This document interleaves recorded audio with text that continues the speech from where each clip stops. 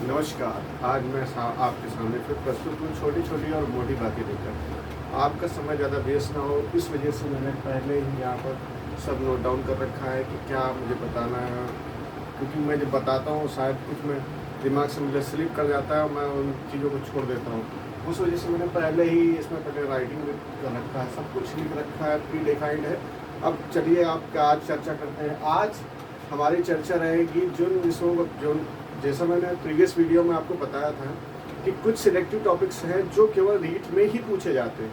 जो selective topics हैं जो रीट में ही केवल पूछे जाते हैं, उनका सीटेट से मतलब नहीं है। मगर जिन्होंने सीटेट क्वालिफाई नहीं किया है वो उनके लिए भी बेनिफिशियल है। मगर जिन्होंने सीटेट क्वालिफाई कर लिया है, ये देखिए मैंने पहले ही ऊपर लिख रखा है ओनली फॉर सीटेट क्वालिफायर। जो सीटेट क्वालिफाई है उनको थोड़ा सा ही मेहनत करने की ज़रूरत है और वो रीट आराम से क्वालिफाई कर जाएंगे, बिल्कुल आराम से, ठीक है ना। तो ये स्पेशल मैं उनके लिए बता रहा हूँ जो सीटेट अभी क्वालिफाई करके आए हैं, जो सीटेट की प्रिपरेशन कर रहे हैं उनके लिए भी, और जिन्होंने पहले से ही क्वालिफाई कर रखा है उनके लिए बहुत ही लाभदायक होगा। ये ऐसे टॉपिक्स हैं मैंने छाटे हैं। मैंने 3 ही सब्जेक्ट्स केवल उठाए हैं, सीडीपी, हिंदी और इंग्लिश। सीडीपी, हिंदी और इंग्लिश, क्योंकि फर्स्ट और सेकंड पेपर 2 पेपर रीट में कंडक्ट कराए जाते हैं। फर्स्ट जैसा मैंने प्रीवियस वीडियो में बताया था कि 2 पेपर होते हैं रीट के, फर्स्ट पेपर और सेकंड पेपर। फर्स्ट पेपर और सेकंड पेपर में 3 सब्जेक्ट्स ही कॉमन होते हैं। यदि 3 सब्जेक्ट्स पे आपकी कमांड है तो आप दोनों पेपर को बहुत ही आसानी से क्रॉस कर सकते हो, क्योंकि 90 नंबर इन्हीं से 3 से बन जाता है आपका। 90 नंबर आपको क्वालिफाई चाहिए, और 90 नंबर यदि आपके इसमें मतलब पूरी तरह कमांड है इन तीनों में, तो आपके 90 नंबर तो ऐसे ही क्वालिफाई हो जाएंगे आप, ठीक है ना।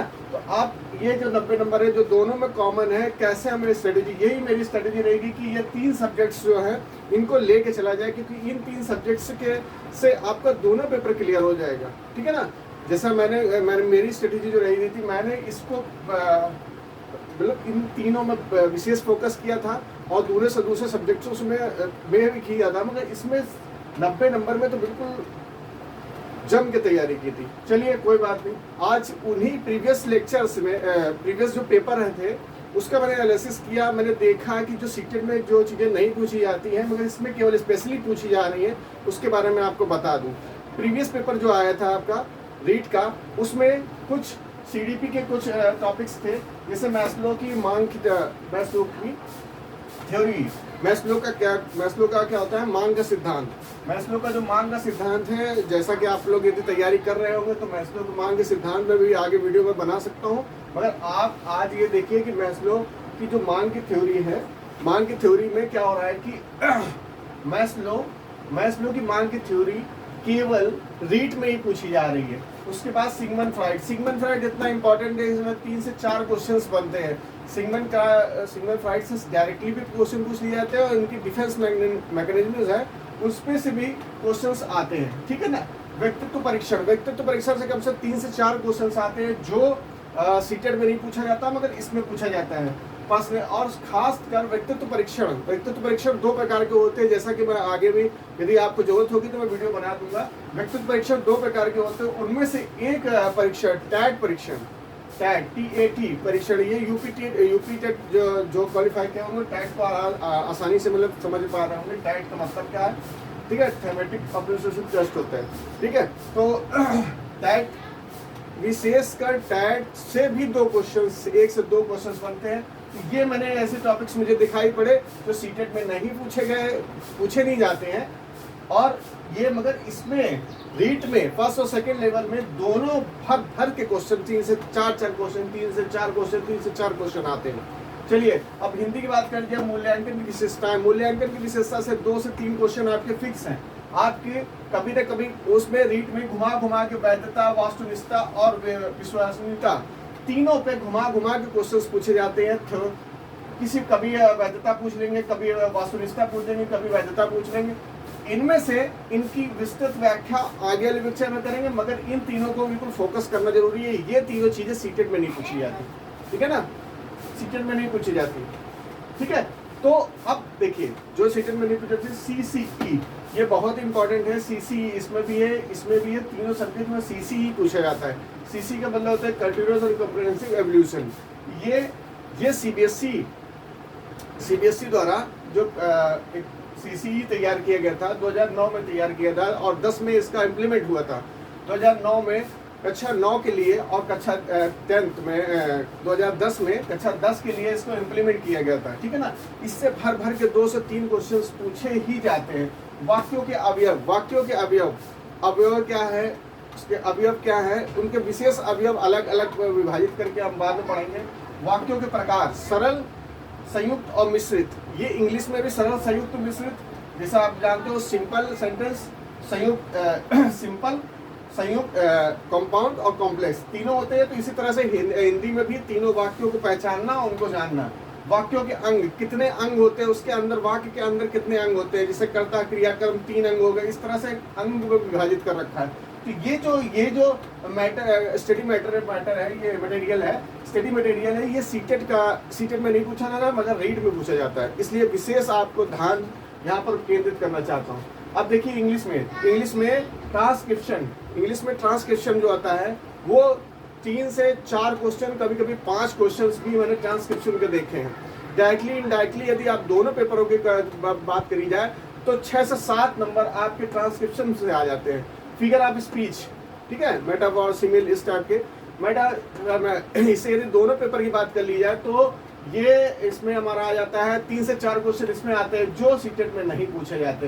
एरेमिक पेंटामीटर एक विशेष फॉर्म का पेंटामीटर होता है जो आपको अलग से पढ़ना पड़ेगा। ये कहीं सीटेट या किसी भी उसमें टेट में नहीं आता। मैं खासकर यूपी टेट की बात कर लूँ, यूपी टेट राजस्थान में, इनमें नहीं, तो इनकी बात कर रहा हूँ केवल।